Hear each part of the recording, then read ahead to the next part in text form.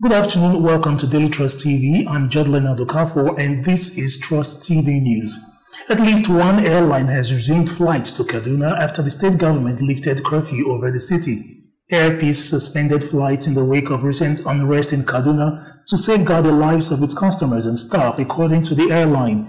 Some 97 suspects are to be arraigned in the wake of the crisis, and a separate 27 suspects face charges for armed robbery, rape, theft, possession of firearms, and criminal conspiracy.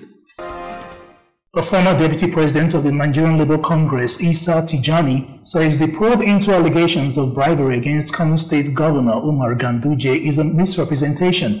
A video claiming to show payments of kickback is being investigated by the State Assembly. But Tijani says the allegations are better off investigated by security agencies. A statement credited to him says, "This is a very sensitive issue that needs all procedures to be followed so as to arrive at a conclusion that wouldn't smear the good image of Nigerian democracy.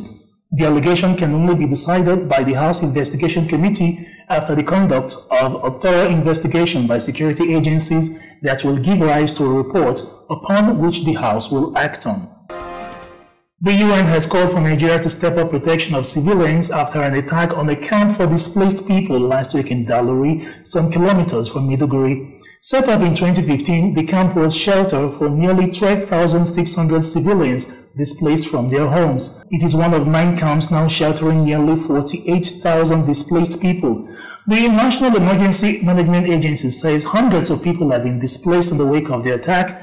At least 8 people were killed and dozens injured. The attack has also burnt and looted homes, shelters, and foodstock and kidnapped some women. In a statement, the UN Humanitarian Coordinator Edward Callan said attacks on camps for internally displaced people threaten these innocent women, children, and men who have already fled their homes as a result of the ongoing conflict. In January 2016, Boko Haram attacked Dalori village, killing more than 100 people and burning most of the village down.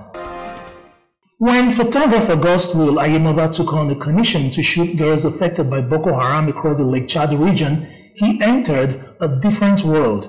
The photo documentation was to support a report documenting risks of insecurity for adolescent girls across the Lake Chad region.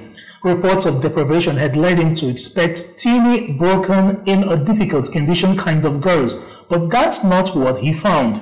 He says the contrary was the case. It was a whole lot of new experience. With these girls, I had a new barrier broken. It was as if I was in a different world when I met them. And finally, a story of hope and shock. Ernest Ambodo and his wife Temitope already had a 3-year-old son. The couple got pregnant again and prayed at least it would be a set of twins to join their son. Now, last Thursday, they had a shocker. Instead of twins, they had quadruplets. That's right, 4 daughters in one single birth through cesarean section at National Hospital, Abuja. The couple says their quadruplets were conceived naturally. Careful what you wish for, right? And that's it on Trust TV News. This package is now available for download and as video on demand on dailytrust.com.ng. The next live broadcast goes out at 10 a.m. tomorrow. Join us then.